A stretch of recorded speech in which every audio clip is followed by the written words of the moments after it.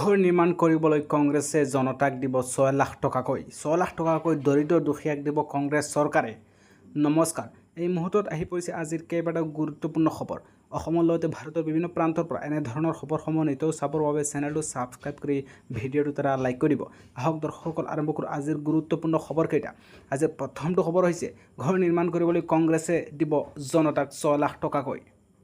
ঘৰ নিৰ্মাণ কৰিবলৈ দৰিদ্ৰ হিতাধিকাৰীক কংগ্ৰেছে দিব 6 লাখকৈ টকা। চৰকাৰী ঘৰক লৈ কংগ্ৰেছৰ গুৰুত্বপূৰ্ণ ঘোষণা। লাখ লাখ দুখীয়া হিতাধিকাৰীৰ বাবে ভাল খবৰ দিলে কংগ্ৰেছে। দৰিদ্ৰ সীমাৰেখাৰ তলত ST আৰু SC জনতাই লাভ কৰিব এই সুবিধা। তেলেংগানাৰ কংগ্ৰেছ চৰকাৰে গ্ৰহণ কৰিলে এই সিদ্ধান্ত। তালিকা প্ৰকাশৰ পিছতেই হিতাধিকাৰীৰ একাউণ্টত সোমাব ধন। নিৰ্বাচনী প্ৰতিশ্ৰুতি পূৰণ কৰি জনতাৰ প্ৰিয়ভাজন হৈ পৰিছে ৰেৱন্ত ৰেড্ডী।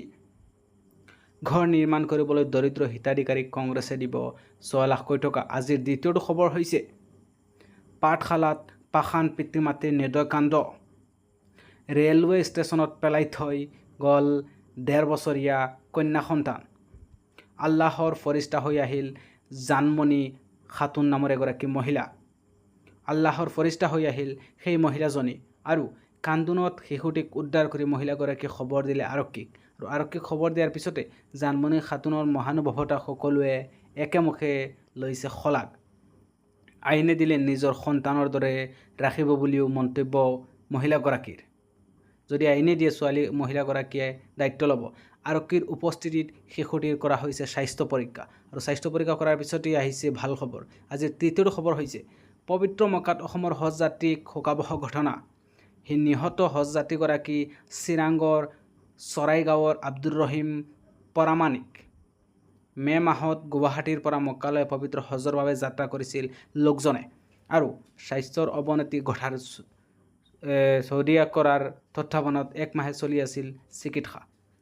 মদিনাৰ আল আহমেদিয়া চিকিৎসালয়ত শেষ নিশ্বাস ত্যাগ কৰে লোকজনে। উমৰাহ হজ যাত্ৰীসকলে লোকজনৰ মৃত্যুত প্ৰকাশ কৰে শোক। এই ব্যক্তিজন হৈছে উমৰাত মৃত্যু হোৱা। আজিৰ চতুৰ্থ খবৰ হৈছে বিবাহিত ইব্ৰাহিম আলীৰ জঘন্য কাণ্ড। হিন্দু কিশোৰীক কৰিলে সৰ্বনাশ। জঘন্য ধৰ্ষণ কাণ্ডই জোকাৰিছে হাজো। মুছলমান যুৱকে হিন্দু কিশোৰীক চলালে ধৰ্ষণৰ অপচেষ্টা। হাজোৰ জপিয়া হিলাবৰীত সংঘটিত এই ঘটনাক লৈ পৰিস্থিতি উত্তপ্ত। ঘটনা অভিযুক্ত বিবাহিত ইব্ৰাহিম আলী দোকানৰ পৰা সামগ্ৰী ক্ৰয় কৰিবলৈ আহি প্ৰথমে দিছিল অসৎ ইংগিত আৰু তাৰ পিছতে পিতৃ মাতৃ নথকাৰ সুযোগ গ্ৰহণ কৰি চলাইছিল ধৰ্ষণৰ অপচেষ্টা। কিশোৰীগৰাকীয়ে চিঞৰ বাখৰ কৰাত পলায়ন কৰে লম্পট ইব্ৰাহিম আলীয়ে আৰু ইব্ৰাহিম আলীৰ পিছত ঘটনা সন্দৰ্ভত পৰিয়ালৰ লোকে হাজো থানাত দাখিল কৰিছে এজাহাৰ। এজাহাৰৰ ভিত্তিত আৰক্ষীয়ে আৰম্ভ কৰিছে তদন্ত প্ৰক্ৰিয়া। এইজন হৈছে সেই লম্পট ইব্ৰাহিম আলী। চাওক এই ইব্ৰাহিম আলীজনক, এয়া চাব পাৰিছে ইব্ৰাহিম আলীক। এয়া নিশ্চয় ইব্ৰাহিম আলীক আপোনালোকে দেখিব পাৰে। আজি চতুৰ্থ খবৰ হৈছে অসমৰ পৰৱৰ্তী ৰাজ্যপাল লক্ষ্মণ প্ৰসাদ আচাৰ্য। অসমৰ পৰৱৰ্তী ৰাজ্যপাল লক্ষ্মণ প্ৰসাদ আচাৰ্যক লৈ ডাঙৰ মন্তব্য। অসমৰ উপৰিও মণিপুৰৰ অতিৰিক্ত দায়িত্ব অৰ্পণ লক্ষ্মণ প্ৰসাদ আচাৰ্যক। ছিকিমৰ ৰাজ্যপাল হিচাপে দায়িত্ব পালন কৰি আছিল লক্ষ্মণ প্ৰসাদ আচাৰ্যই। লক্ষ্মণ প্ৰসাদ আচাৰ্য অসমৰ 32 সংখ্যক ৰাজ্যপাল।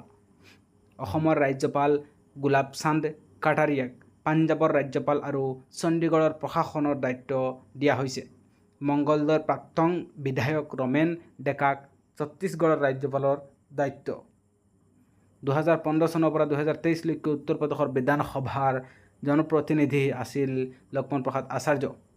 10 ৰাজ্যৰ নতুন ৰাজ্যপাল নিযুক্তি। সেইজন হৈছে এই ব্যক্তি।